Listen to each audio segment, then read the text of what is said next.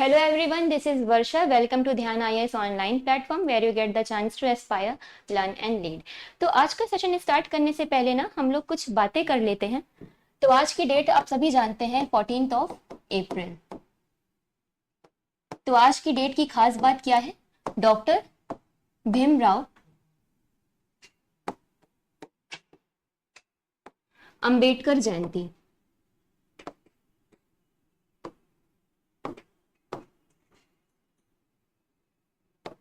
Doctor Bhimrao Ambedkar ji ने न केवल शूद्र महिलाओं के लिए ही नहीं बल्कि हर समुदाय की महिलाओं के लिए बहुत ही बेहतरीन, शानदार, इनक्रेडिबल वर्क किया है। ठीक है, तो हमारे ध्यान आईएएस की टीम की तरफ से एक श्रद्धांजलि अर्पित है इन्हें। और तो आज का जो हमारा सेशन है वो है लोकसभा इलेक्शन। तो जो लोकसभा के इलेक्शंस हैं,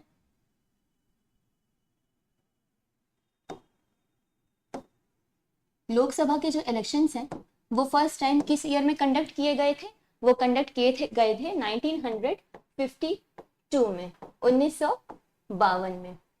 तो इस बार का जो लोकसभा इलेक्शंस है ना, उसके बारे में हम लोग चर्चा करेंगे। तो जो इस बार का लोकसभा इलेक्शंस है, इस बार की लोकसभा के इलेक्शंस में 2 सीट्स आपकी वैकेंट थी जो कि ऑक्यूपाई कर ली गई है। और ये 2 सीट्स थी किनकी? Election commissioner. तो जो फर्स्ट सीट है वो ऑक्यूपाई की गई है गणेश कुमार जी के द्वारा। किनके द्वारा? गणेश कुमार जी के द्वारा।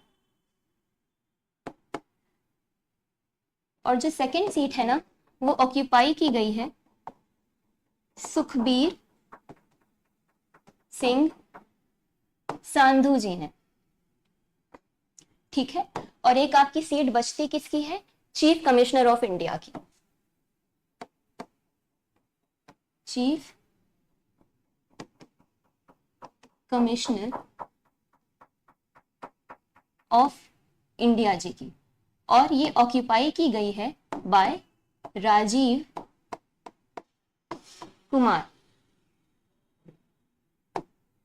ठीक है, तो इस सभा के लोकसभा के इलेक्शंस के साथ साथ ना, इस सभा के लोकसभा के इलेक्शंस के साथ साथ आपके लेजिस्लेटिव असेंबलीज के इलेक्शंस भी चल रहे हैं। और ये चल रहे हैं आपके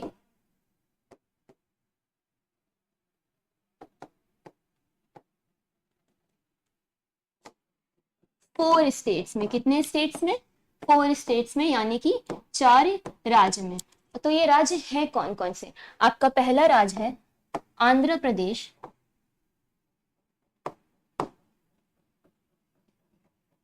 दूसरा है आपका अरुणाचल प्रदेश,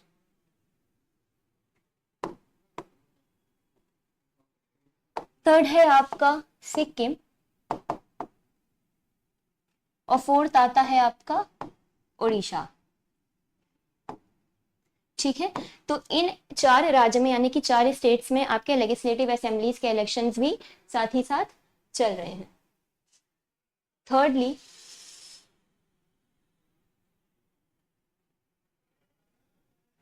थर्डली फेजेस की अगर हम बात करें तो इस बार के जो लोकसभा के इलेक्शंस हैं वो टोटल कितने नंबर ऑफ फेज में होंगे?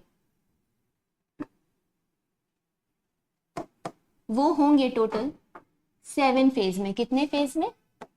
7 फेजेस में। तो जो आपका फर्स्ट फेज होगा ना, फर्स्ट फेज आपका कब होगा? आपका फर्स्ट फेज होगा 19th ऑफ अप्रैल में।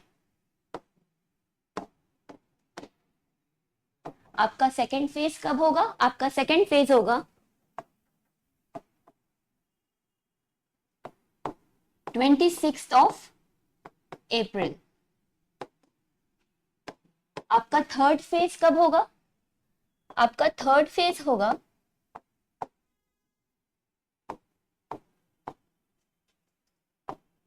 7th of May. अब बात करते हैं फोर्थ फेज की। तो आपका जो फोर्थ फेज है वो होगा 13th of May.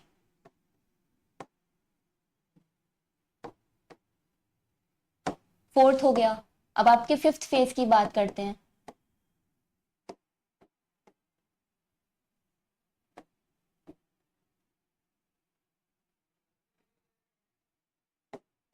Fourth phase की बात करते हैं। 7th ऑफ मई आपका थर्ड फेज था। 13th of May 2024 fifth phase.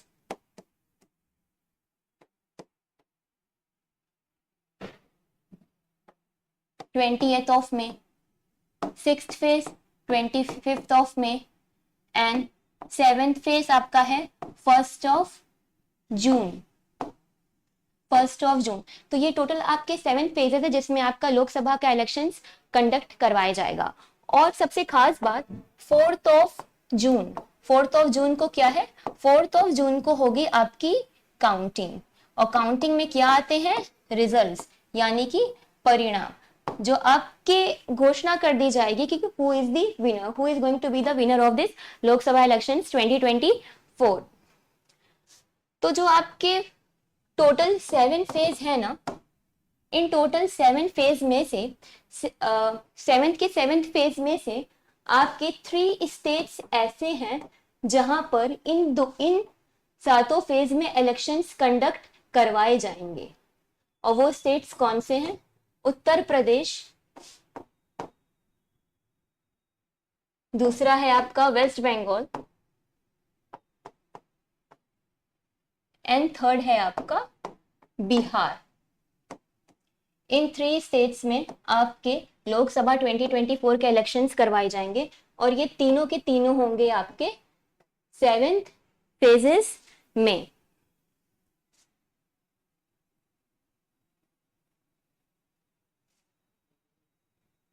फिर अब हम बात करते हैं मॉडल कोड ऑफ कंडक्ट की। जैसे कि आप सभी जानते हैं, जब भी लोकसभा के इलेक्शन स्टार्ट होते हैं तो आपका मॉडल कोड ऑफ कंडक्ट लागू कर दिया जाता है।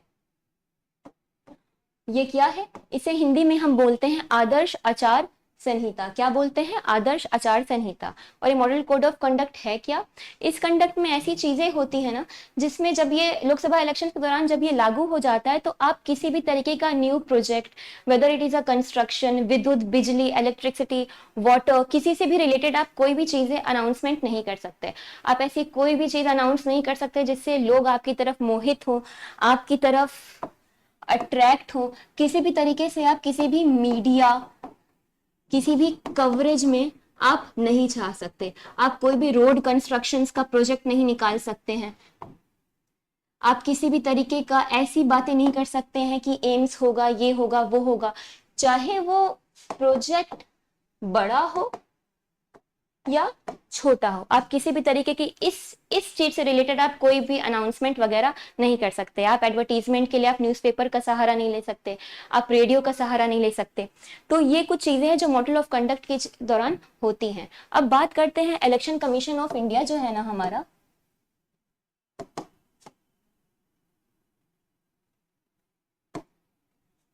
इलेक्शन कमीशन ऑफ इंडिया है ना जो हमारा, जैसे कि मैंने आपको प्रीवियस वीडियोस में भी कहा है, the ballot is stronger than the bullet, the ballot is stronger than the bullet. तो इलेक्शन कमीशन ऑफ इंडिया के पास एक पावर होती है, एक अथॉरिटी होती है कि अगर उसे लगता है कि कोई भी ऊपर नीचे चीजें हो रही है ना, तो वो क्या कर सकता है, रिकॉग्निशन को विड्रॉ कर सकता है, यानी कि सस्पेंड कर सकता है, विड्रॉ कर सकता है और वहीं पर उन्हें ध्वस्त कर सकता है।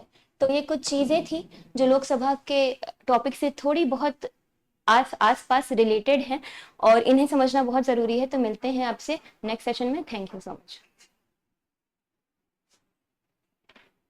बीच में भूल